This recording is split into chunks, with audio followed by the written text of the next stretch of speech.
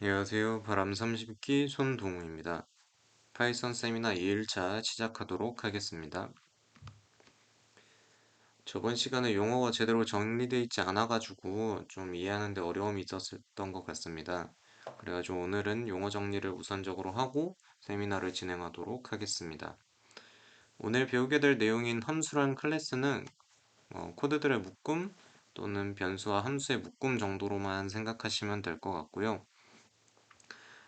저희가 변수의 선언 및 초기화라고 표현했을 때 이때 선언은 컴퓨터에게 해당 변수의 존재를 알리는 것 정도로 생각하시면 될 것 같습니다.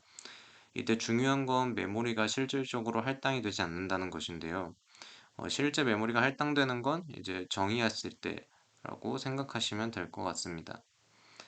그 다음에 함수를 불러서 실행하는 것을 호출이라고 표현을 하고 변수의 선언 및 초기화 이런 식으로 표현했을 때 이때 초기화는 특정 변수의 어떤 값을 초기에 할당하는 것을 이야기합니다.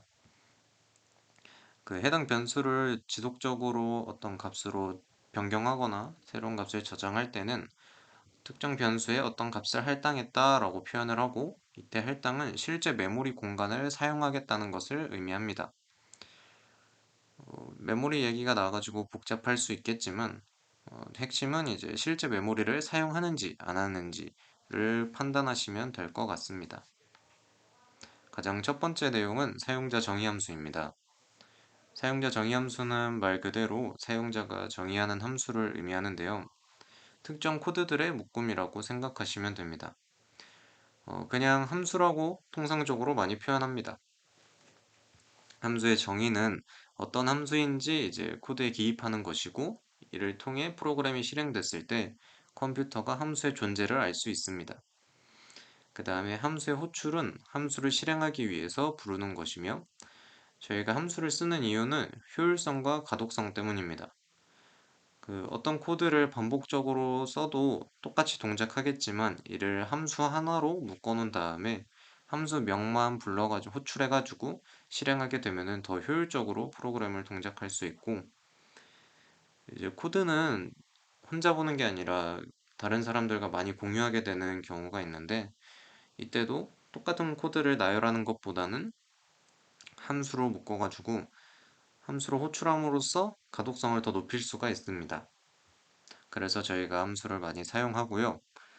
이제 함수의 정의는 여기 이렇게 표현이 되는데 def라는 키워드를 통해 가지고 함수를 쓰겠다라고 적고 이제 def 띄어쓰기 한번 하고 함수명 그 다음에 매개 변수라는 것을 소괄호를 통해서 작성을 해줍니다.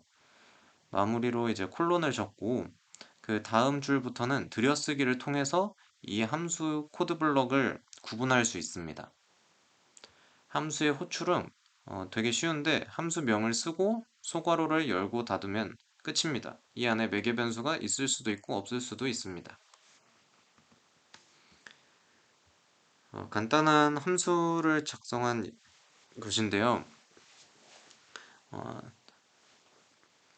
녹화 강의이기 때문에 예제를 직접적으로 해보진 않을 겁니다. 근데 잠시 정지해 두고 직접 한번 코드를 작성하고 실행해 보면서 강의를 들으면 좋을 것 같습니다. 우선은 아까 말씀드린 것처럼 def라는 키워드를 통해서 함수를 정의하고 여기 띄어쓰기를 쓴 다음에 함수명은 보통 이제 소문자랑 언더바로 표현을 많이 합니다. 이거는 이제 코딩 표준이라 해가지고 각각 언어마다 어떠한 표준을 정해놔가지고 사람들끼리 약속을 한 게 있습니다. 이거는 구글에다가 검색을 해보면은 바로 나오기 때문에 한번 검색하시고 읽어보는 것도 추천을 드립니다. 다시 본론으로 돌아와서 여기 def라는 키워드를 작성하고 함수명을 입력한 다음에 소괄호를 통해서 매개 변수를 입력해 줍니다. 그다음 콜론을 작성하고 여기 들여쓰기를 통해서 함수의 코드 블록을 구분할 수 있게 됩니다. 이 지금 이 부분이 함수의 정의 부분인데 중요한 것은 함수 호출 이전에 정의해야 됩니다.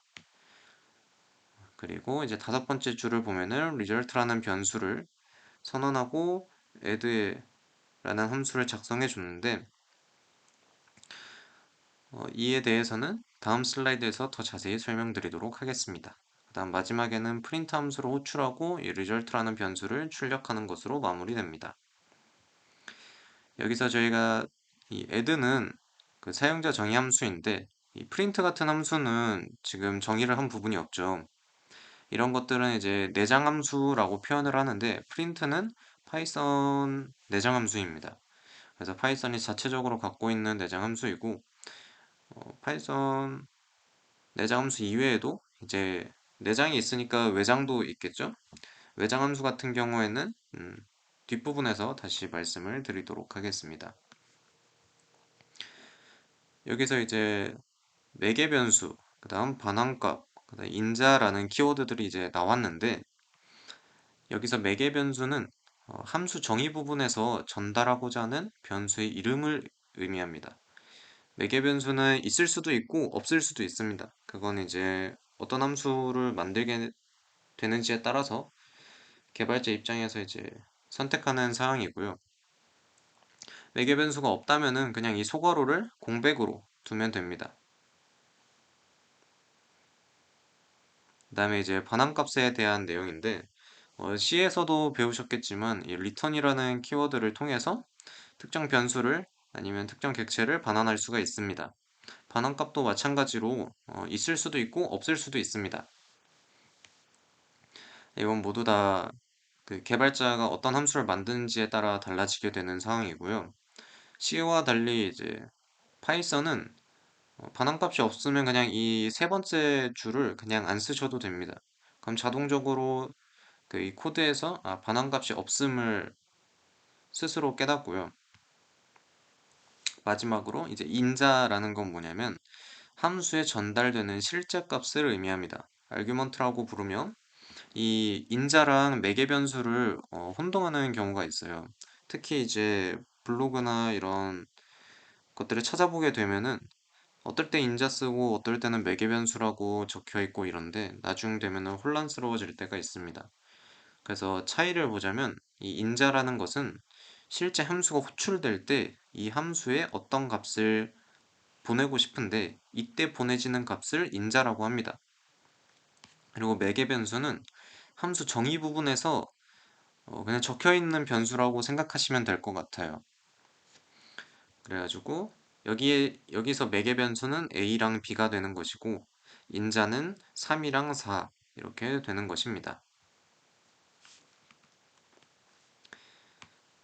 제가 코딩을 처음 배울 때 가장 어려웠던 부분이 이제 코드가 어떻게 실행되는지, 몇 번째 라인이 실행되고 그 다음 몇 번째 라인이 실행되는지를 아는 것이 굉장히 어려웠다고 생각이 들어요. 처음 배울 때. 그래가지고 오늘 세미나에서는 코드의 흐름에 대해서 좀 자세히 다뤄보고자 합니다. 코드 실행 순서라고 볼 수 있겠고, 제가 개인적으로는 코드의 흐름이라고 많이 표현합니다.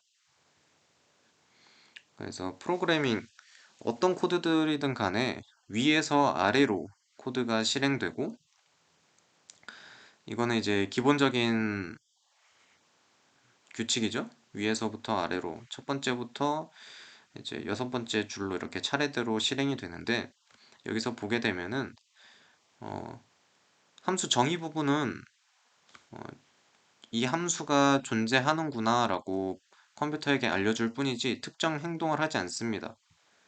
그리고 여기 다섯 번째 줄에서 보면은 add라는 함수로 호출하고 있죠. 여기서 이제 이 인자를 파라미터에 할당하게 되고 여기서부터 이제 다시 코드가 실행돼서 반환을 한 다음에 반환값을 저장하고 프린트를 하게 됩니다. 이렇게만 설명을 들으면은 좀 더 어려울 것 같아서 좀 더 자세히 한번 작성을 해 보았습니다. 코드 실행 순서, 코드의 흐름은 지금 오른쪽에 적힌 번호와 같고요. 이제 하나하나 말씀을 드리자면 여기 1번부터 이제 시작을 하겠죠. 그래서 def라는 키워드를 통해서 이제 파이썬이 여기에 함수가 정의되어 있구나 라고 생각을 하고 정의된 내용을 그 컴퓨터에게 알려줍니다. 그 다음에 두 번째로 이제 음, 여기 다섯 번째 라인으로 와서 이 result랑 add라는 함수를 호출하고 있는데 여기 add라는 함수를 먼저 호출하고 그 반환값을 리절트에 저장하게 됩니다. 그렇기 때문에 우선적으로 2번이라고 그 add 함수의 호출을 작성했고요. 여기서 호출이라는 그 용어가 까먹을 수 있을 것 같아서 다시 말씀드리자면 함수를 불러서 실행하는 것입니다. 그래서 이 add 함수라는 것을 호출하게 되었고 함수를 실행하게 된 거죠. 그 다음에 이 add 함수의 인자를 매개 변수에 할당하게 됩니다. 이때 할당은 실제 메모리 공간에 그 값을 저장하는 것이라고 보면 될 것 같습니다. 그래서 여기 3이랑 4라는 그 값을 여기 a랑 b라는 변수에다가 저장을 해주게 됩니다.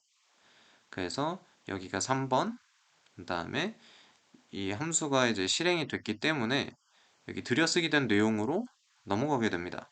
그래서 두 번째 라인이 시작되고 이제 여기서도 마찬가지로 이 등호를 기준으로 오른쪽 내용부터 시작이 됩니다. 그래서 a 더하기 b 연산이 실행이 되고 이제 다섯 번째로 result라는 변수가 선언이 되고 그 선언된 변수에 a 플러스 b 연산 결과로 초기화를 하게 됩니다. 지금 막 용어를 막 적어가지고 어렵게 느껴지실 수 있을 텐데 그냥 a 더하기 b 연산된 결과를 result라는 변수에 저장했다라고 생각하시면 될 것 같습니다. 그다음 여섯 번째로 return이라는 키워드를 통해서 이 result 결과를 반환을 하게 되고 반환이 되면은 지금 세 번째 라인이 실행이 됐는데 다시 함수가 호출된 곳으로 돌아가게 됩니다. 여기서는 이제 함수가 호출된 곳은 두 번째 여기 add이기 때문에 return이 되면은 이 result라는 값이 이쪽으로 오게 됩니다. 그래서 지금 add하고 3,4 이렇게 적혀 있는데 이 전체를 result라고 바라보시면 될 것 같아요. 그래서 이 result라는 값이 여기 왼쪽에 있는 result라는 값의 그 초기화가 되는 거겠죠? 그게 이제 일곱 번째 과정입니다. result 변수 선언 및 반환값으로 초기화가 되게 됩니다. 그다음 마지막으로 print 함수로 호출해가지고 그 결과를 출력하게 됩니다. 여기서 이제 중요한 게 그 두 번째 줄에도 리절트를 선언하고 다섯 번째 줄에도 리절트를 선언했습니다. 이때 그러면 이게 변수명이 같으니까 같은 변수냐 라고 물어보면다면 다른 변수입니다. 지금 들여쓰기를 통해서 그 코드 블록이 구분이 됐잖아요.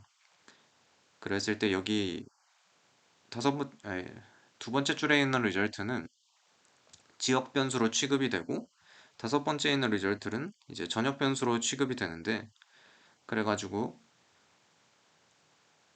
지역 변수의 리절트는 그 바깥에 있는 리절트랑 다른 메모리 값을 갖고 있습니다. 그래서 다른 공간에 할당된 다른 변수라고 생각을 하셔야 되고 나중에 코드를 보다 보면은 지역 변수, 전역 변수를 많이 헷갈리게 되는데 이거는 이제 C 언어에서 많이 다뤘을 것 같아가지고 자세한 설명은 생략하도록 하겠습니다. 그리고 이제 매개 변수에 그 인자의 값을 넘겨줘서 함수가 동작이 됐는데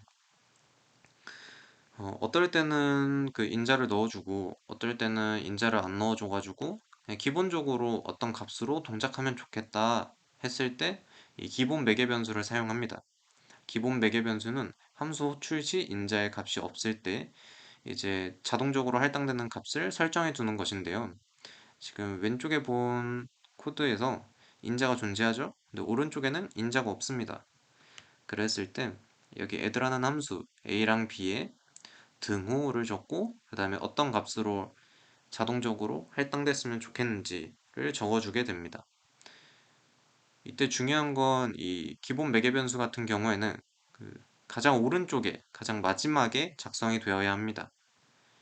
예, 만약에 여기 a라는 기본 매개 변수 앞에 새로운 변수가 있다면 그거는 괜찮지만 b 뒤에 이제 쉼표를 하고 새로운 변수를 적게 되면은 새로운 매개 변수를 적게 되면 오류가 발생합니다.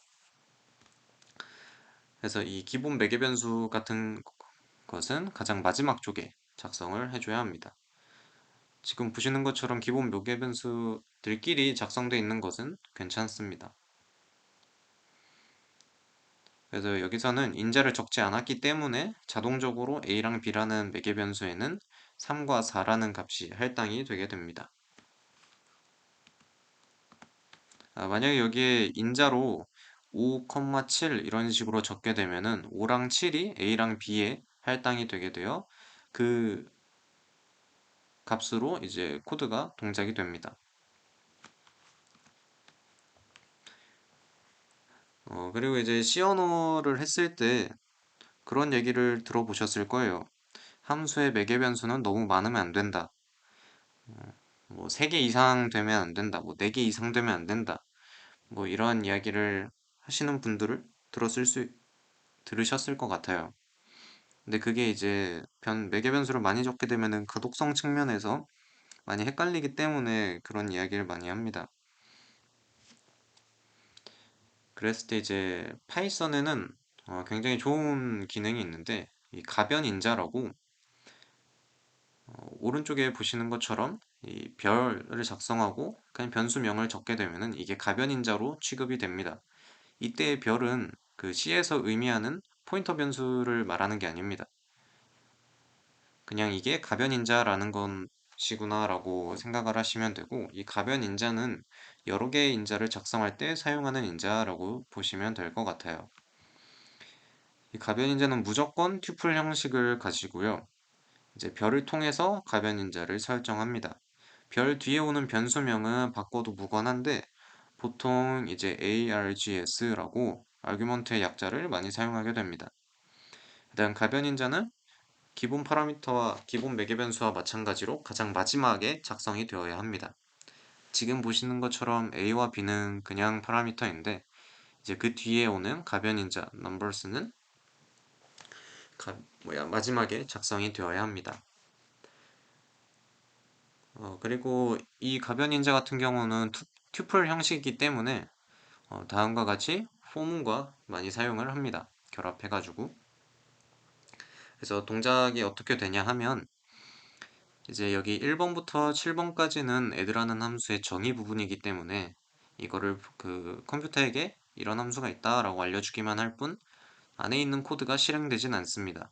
그래서 9번부터 실질적으로 코드가 실행이 되는데 여기서도 마찬가지로 이 등호를 기준으로 오른쪽에 있는 함수 그 내용부터 실행이 됩니다. add라는 함수로 호출하는데 이때 3, 4, 5, 6, 7이라는 인자를 넣어줬습니다.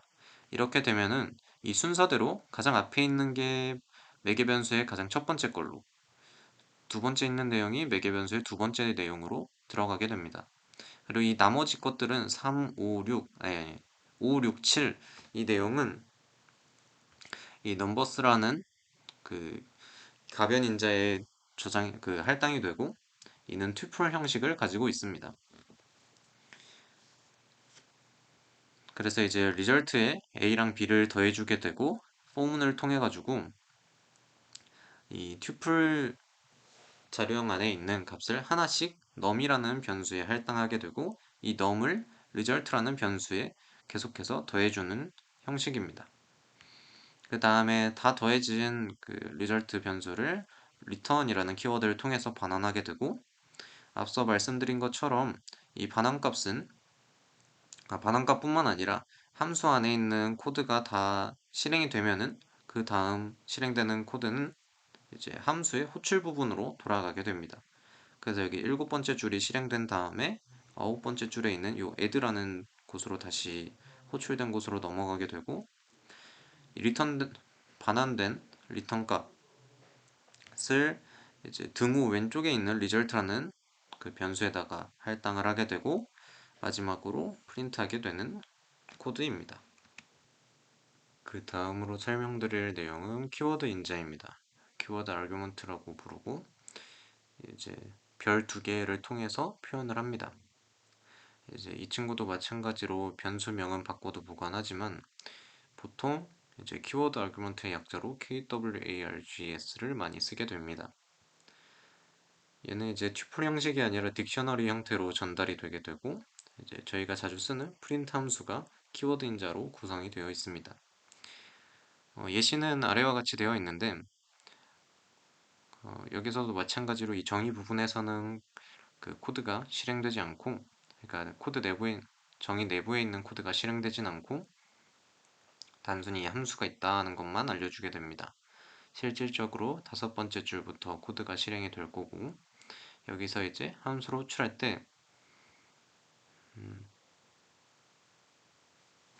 특정 이제 키와 밸류를 함께 적어가지고 등호 형식으로 해서 인자를 작성하게 됩니다. 이렇게 되면은 이제 여기 있는 키워드 인자를 통해 가지고 자동으로 이 친구들이 넘어가게 되고 포문을 통해 가지고 다음과 같이 활용을 할 수가 있습니다. 여기서 보시면 좋을 게 지금 다섯 번째 줄에서는 네임이 먼저 인자로 설정되어 있고 여섯 번째 줄에서는 이제 나이가 설정이 되어 있는데 출력값을 보게 되면은 이제 요 순서가 바뀐 게 보이시죠? 첫 번째 호출됐을 때는 네임이 앞에 있고 에이지가 두 번째인데 두 번째 호출됐을 때는 에이지가 첫 번째, 네임이 두 번째입니다. 이처럼 이제 순서도 생각보다 중요하고요. 지금처럼 그 인자를 작성하는 방식이 그 키워드 파라미터 때뿐만 아니라 그냥 기본적인 그 함수로 호출할 때도 사용할 수가 있습니다. 여기서 보시면은 지금 A, B, numbers 이렇게 적혀 있는데 여기를 B는 하고 3을 적고 A는 4로 적어도 그 제대로 이게 매칭이 돼가지고 함수가 동작이 됩니다. 이제 지금까지 그 함수에 대한 내용들이었는데 지금부터는 클래스에 대한 내용을 말씀드리도록 하겠습니다. 이제 클래스는 제가 생각하는 클래스는 이제 다양한 변수, 함수를 그냥 하나의 변수처럼 관리하고 사용할 수 있게 해주는 것이라고 생각을 하게 됐습니다. 이제 C 같은 경우에는 구조체를 통해 가지고 내가 원하는 변수들을 묶어 놓을 수가 있잖아요. 근데 이 클래스는 이제 거기에다가 함수까지 더해 가지고 이제 쉽게 관리할 수 있도록 해주는 것입니다. 이제 클래스 같은 경우에는 함수랑 비슷하게 이제 형태가 정의되는데 클래스라는 키워드를 통해 가지고 그 클래스를 정의하고 여기 클래스 띄어쓰고 클래스명 그 다음에 함수와 마찬가지로 소괄호를 열고 매개변수 적고 소괄호 닫고 콜론으로 마무리를 하게 됩니다. 그 다음에 그 정의 내용에는 이제 들여쓰기를 통해 가지고 그 블록을 구분하게 됩니다. 그래서 왼쪽에 있는 예시를 보자면 이제 첫 번째 줄부터 세 번째 줄까지 클래스가 정의되어 있고 사용자 정의 함수와 마찬가지로 이 친구도 여기서 이 내부가 실행되지 않습니다. 그냥 이러한 클래스가 있구나라는 것을 컴퓨터에게 알려주게 되고 실질적으로 실행되는 코드는 다섯 번째 줄부터입니다. 여기서 보면 이제 car라는 클래스를 생성하게 되는데 이제 이 클래스가 생성된 친구를 그냥 단순히 변수라고 부르는 게 아니라 객체라고 아니면은 인스턴스라고 부르게 됩니다. 그래서 여기에는 카1이라는 그 객체랑 카2라는 객체가 생성이 되었고 그 안에 있는 이제 display info라는 함수를 호출하게 되는 코드입니다. 그래서 이를 좀 시각화해 보자면 처음에 이제 카라는 클래스가 존재하고 이와 똑같은 형태의 이제 객체를 만들게 됩니다. 이때 이제 그 클래스 명 같은 경우에는 첫 번째를 대문자로 보통 표기하게 되고 이제 객체명 같은 경우에는 변수와 마찬가지로 소문자로 표현하게 됩니다. 그래서 다음 보시는 것처럼 이제 카1과 카2에 대한 객체 또는 인스턴스가 생성이 된 것이라고 보면 되고요. 이제 객체랑 인스턴스의 차이가 뭐냐 하면은 이제 둘 다 이제 어떤 클래스가 실제 메모리 공간에 할당되어 이제 정말로 실제로 존재할 때 표현을 하게 됩니다. 그랬을 때 이제 객체 같은 경우는 메모리에 이제 존재하는 클래스를 표현하게 된다고 적혀 있는데 정말 말 그대로 어떤 변수가 객체이다 라고 표현할 때 보통 객체라는 단어를 많이 쓰고요. 인스턴스는 이제 어떤 클래스의 객체인지 관계를 중심적으로 표현할 때 사용을 합니다.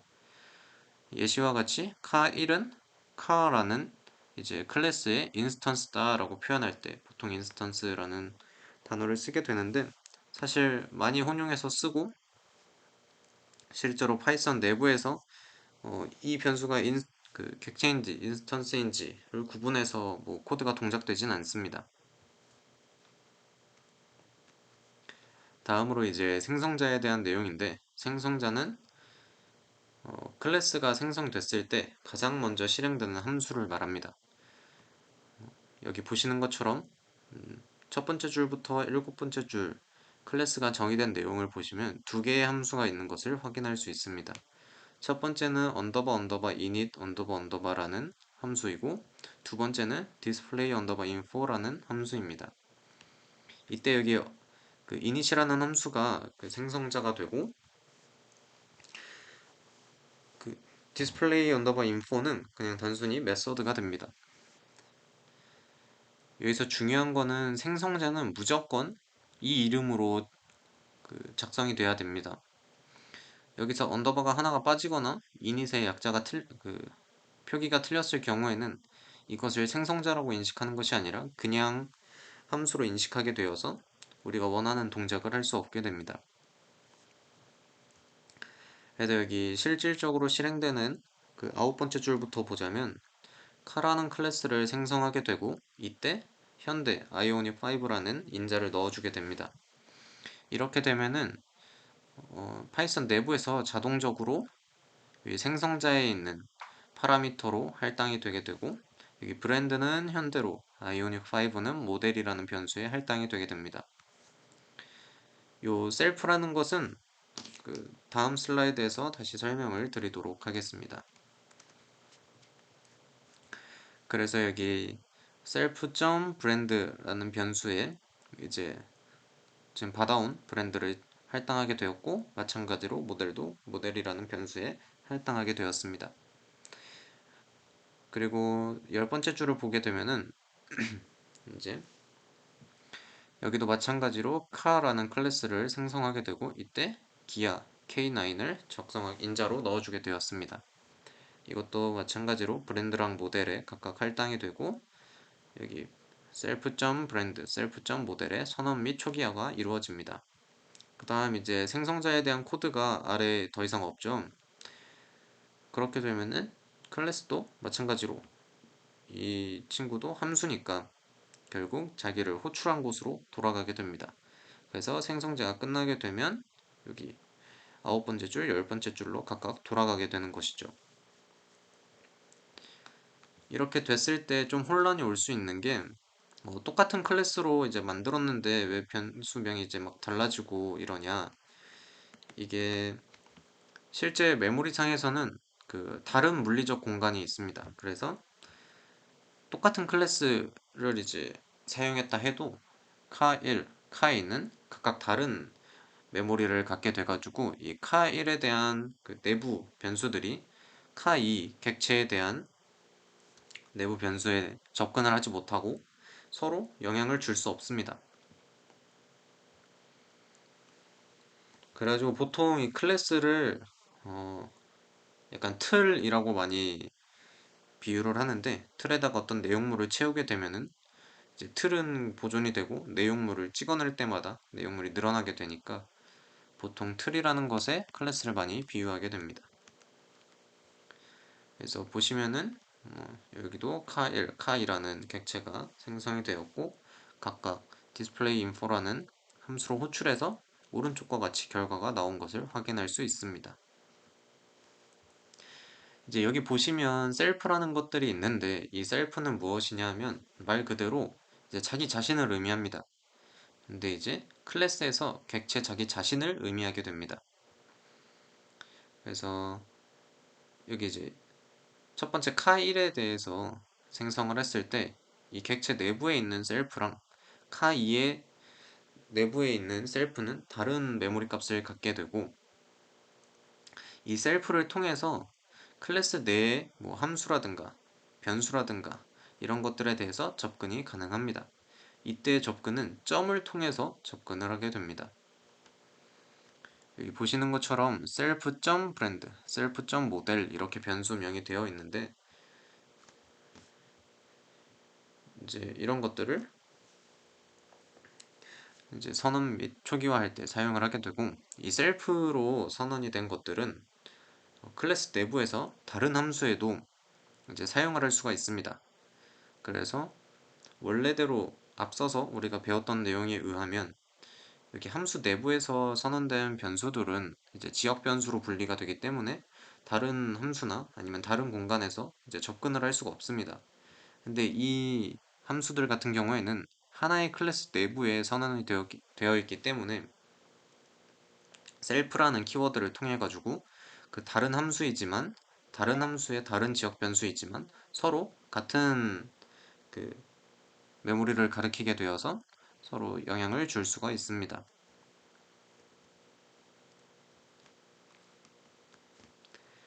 그래서 이제 코드의 흐름에 대해서 다시 말씀드리자면 이제 위에서부터 아래로 차근차근 순서대로 실행이 될 것이고 이제 여기 아홉 번째 줄에서 카라는 클래스를 생성하게 되었을 때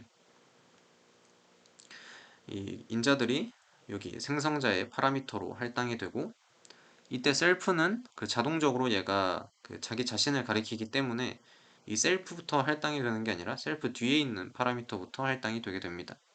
그 다음에 코드가 실행되고 생성자의 코드가 끝났을 때 다시 호출된 곳으로 돌아가고 그 다음 코드를 실행하게 됩니다. 이것도 이제 좀 더 자세하게 작성을 해 보았는데요. 여기서 1번에 보면은 클래스가 정의되어 있다고 컴퓨터에게 알려주고 그 다음에 아홉 번째 줄부터 다시 실질적인 코드가 동작이 되게 될 텐데 등호가 하나 있을 때는 이 오른쪽 값을 왼쪽에다 저장하게 된다는 뜻이므로 오른쪽부터 실행이 됩니다. 그래서 카라는 변수를 이제 카라는 클래스를 생성을 하게 되고 생성된 객체를 이제 카1이라는 곳에다가 저장을 해줄 겁니다. 그랬을 때 그 내부를 보자면 카라는 클래스를 이제 여기 선언이라고 잘못 표기되어 있는데 정확히는 생성이라고 보는 게 맞을 것 같습니다. 왜냐하면 실질적으로 메모리 공간을 할당하는 과정이기 때문에 그렇습니다. 그래서 이제 인자를 생성자의 매개 변수에다가 할당을 하고 이제 셀프 브랜드라는 변수를 이제 선언 및 초기화하게 되고 모델 셀프.모델 같은 경우에도 선언 및 초기화를 하게 됩니다. 이제 생성자에 대한 코드가 다 끝났으므로 다시 호출된 곳으로 돌아가서 여기 오른쪽에 있는 이 카 클래스에 대한 반환값을 왼쪽에 있는 카1이라는 그 변수에다가 저장을 하게 될 텐데 이때 저장되는 것은 그 카 클래스에 대한 객체가 저장이 됩니다. 그리고 열 번째 줄도 마찬가지 과정으로 동작이 되게 될 것입니다. 그 다음으로는 이제 12번째 줄에서 카1의 객체에서 이제 display underbar info라는 함수로 호출하게 되고 그 코드가 실행될 것이고 이 코드가 끝나게 되면은 다시 호출된 곳으로 돌아가게 될 것입니다. 일단 마지막으로도 이제 카2의 display underbar info 함수로 호출하게 되고 그 내부의 코드를 실행한 다음에 다시 호출된 곳으로 돌아오게 될 것입니다. 이제 여기서 보면은 아까 이제 메서드라고 표현한 것들이 있는데 메서드는 클래스 내부에 정의된 함수를 의미합니다. 그래서 그 점을 통해 가지고 그 함수 즉 메서드에 접근할 수가 있고 여기 빨간색 바운딩 박스가 쳐져 있는 부분을 보시면 카1, 카2에 대한 객체에서 점을 통해 가지고 내부에 있는 메서드에 접근하는 것을 볼 수 있습니다. 그리고 이제 그 클래스 내부에 셀프를 통해 가지고 선언된 변수들이 있을 것입니다. 이것들은 이제 속성이라고 부르게 되고요. 셀프를 통해서 선언된 것들을 속성이라고 부르게 됩니다. 왜냐하면 그냥 여기 변수들, 브랜드랑 모델 같은 경우에는 여기 외부에서 점을 통해 가지고 접근할 수 없기 때문에 셀프로 선언된 것들만 속성으로 취급하고 있습니다. 그 다음 내용은 이제 모듈과 패키지에 대한 내용인데요. 이거는 쓰다 보면 자주 느낄 것이기 때문에 크게 예시를 작성하진 않았습니다. 그냥 제가 생각하는 그 각 단어에 대한 용어 정리만 해놨습니다. 모듈 같은 경우에는 하나의 파이썬 파일을 의미하게 되고 이제 import랑 from을 통해 가지고 사용을 할 수 있습니다. 그래서 import 모듈명 이렇게 작성하게 되면은 해당 모듈명 안에 있는 메서드나 속성에 접근을 해가면서 사용할 수 있고 from 모듈명 import 하고 이제 변수명, 함수명, 클래스명 등을 적어가지고 각각에 대한 메서드, 속성 등을 활용할 수 있게 됩니다. 그럼 패키지는 무엇이냐면 모듈들의 묶음이라고 생각하시면 될 것 같아요.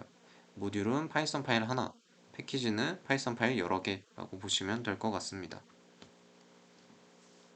이제 그 다음 내용은 예외 처리에 대한 내용인데 예외 처리가 크게 보면 그냥 에러가 발생했을 때 프로그램이 종료되지 않고 대처하기 위한 방법이라고 작성을 해 두었습니다. 지금 여기서 말하는 예외 처리는 그 트라이 문을 활용한 것들인데 이렇게 하지 않아도 이제 코드상에서 특정 예외가 발생할 수 있는 코드에 대해서 처리하는 행위들을 보통 예외 처리라고 부릅니다. 근데 여기 지금 설명되는 내용에서는 트라이문을 활용한 것들만 작성을 해 보았습니다.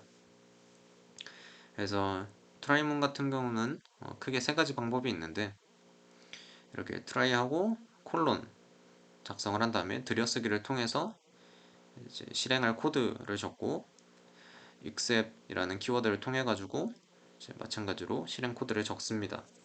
이렇게 되면은 이 트라이가 말 그대로 일단 여기 트라이에 해당하는 코드 블록을 그냥 실행하게 됩니다.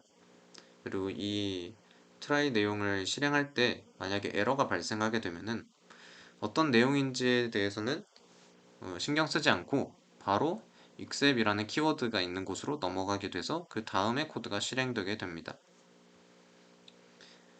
그리고 두 번째 사용 방법을 보자면 똑같이 try에 있는 코드를 실행하게 되고 여기서 에러가 발생한다면 excep으로 넘어가게 되는데 이때 중요한 건 excep하고 발생 오류를 작성하게 되었는데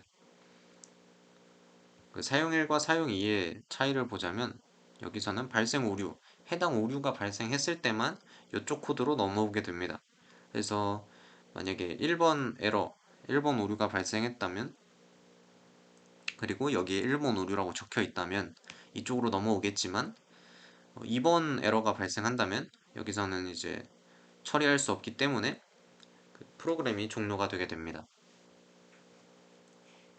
마지막으로 사용 방법 세 번째는 발생 오류하고 as라는 키워드를 작성하고 오류 변수라고 이렇게 작성을 하는 것인데 그 트라이를 한번 해보고 여기서 에러가 발생하면 그리고 발생 오류와 같은 오류가 발생하게 되면은 해당 코드로 넘어오게 되고 이때 저희가 에러가 발생하게 되면은 그 에러명이 뜨기도 하고 그 다음에 어디 라인에서 에러가 발생했는지 이런 에러 코드가 주르륵 그 커맨드 프롬프트에 출력이 될 것입니다. 그랬을 때 그 출력되는 내용들을 모두 여기 오류 변수에 담을 수가 있는 형식입니다. 그리고 이제 excep이라는 키워드가 있는 게 뿐만 아니라 finally라는 키워드도 있는데 이는 이제 try 코드를 실행하고 여기서 에러가 발생을 하게 되면은 그 프로그램이 종료되겠지만 여기는 이제 마지막으로 실행되는 코드들을 넣어두게 된 것입니다. 그리고 다음으로는 이제 else라는 키워드를 try와 함께 사용할 수가 있는데 여기서는 이제 에러가 발생하든 안 하든 그 마지막 코드를 실행하는 것이 아니라 여기서는 에러가 발생을 안 했을 때만 실행하게 되는 키워드입니다.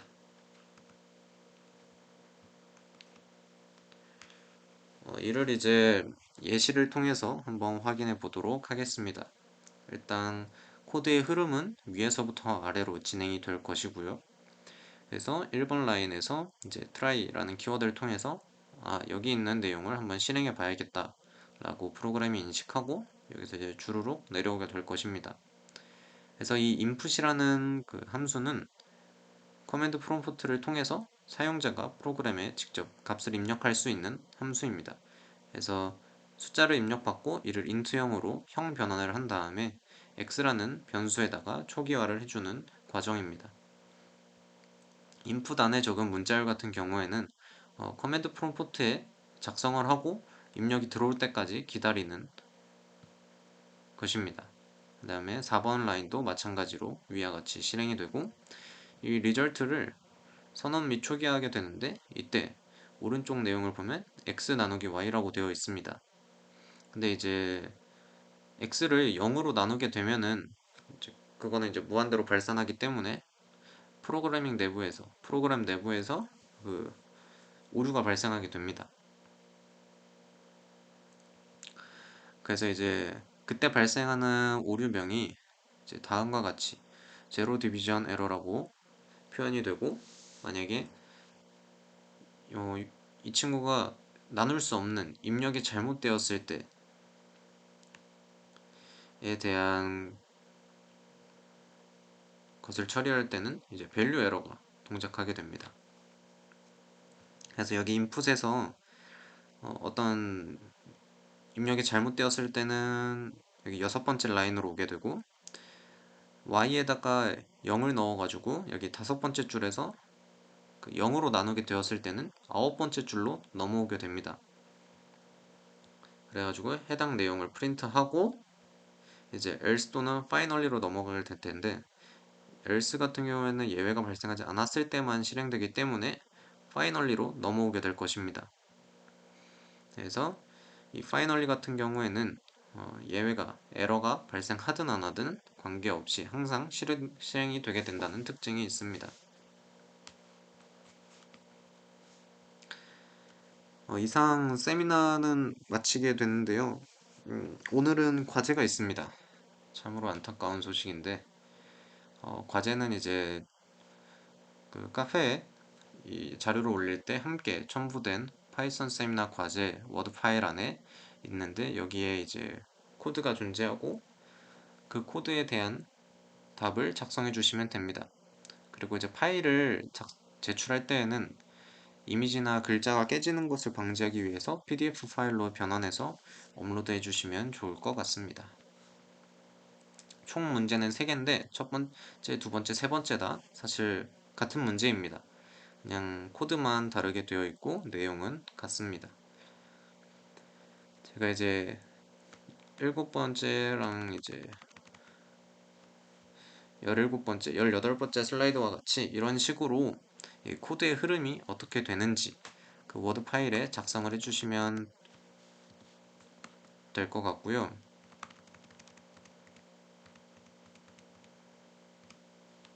네, 그 다음에 이제 각 코드가 어떤 식으로 동작하는지 무엇을 의미하는 것 같은지 작성해 주시면 좋을 것 같습니다.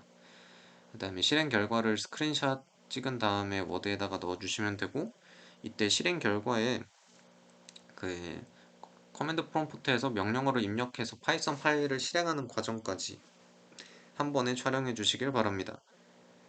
그리고 그 입력 내용에 따라서 결과가 다 달라질 수 있기 때문에 결과에 대한 내용은 크게 신경 쓰지 않으셔도 괜찮을 것 같아요.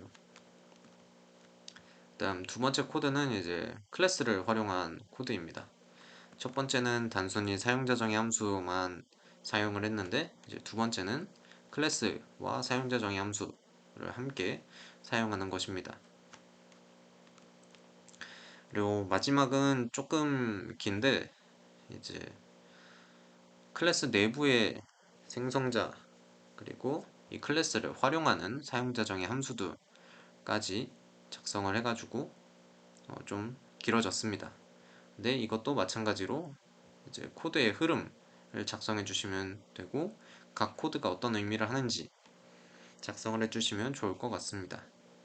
그리고 실행 결과까지 입력을 해주시면 과제는 끝나게 됩니다. 그리고 저번 세미나 때 보니까 파이썬을 처음 하시는 분들이 꽤 있어가지고 제가 처음 입문하는 사람들이 들으면 좋을 것 같은 가장 기본적인 내용들만 있는 그것들을 강의해 주신 분이 있습니다. 그 유튜브에 나도 코딩이라는 분이고 그 1분 파이썬이라는 재생 목록이 있는데 이게 거의 1분에서 2분 사이의 시간대로 각각에 대한 설명을 해주고 있습니다. 그래가지고 잘 이해가 안 되는 부분들은 이 영상을 참고해도 좋을 것 같습니다. 오른쪽 QR코드는 그 해당 재생 목록에 대한 링크를 걸어 두었습니다. 혹시 질문 같은 게 있다면 편하게 카톡으로 물어봐 주셔도 되고 아니면은 카페 댓글로 남겨주셔도 괜찮을 것 같습니다. 이상 발표를 마치도록 하겠습니다. 감사합니다.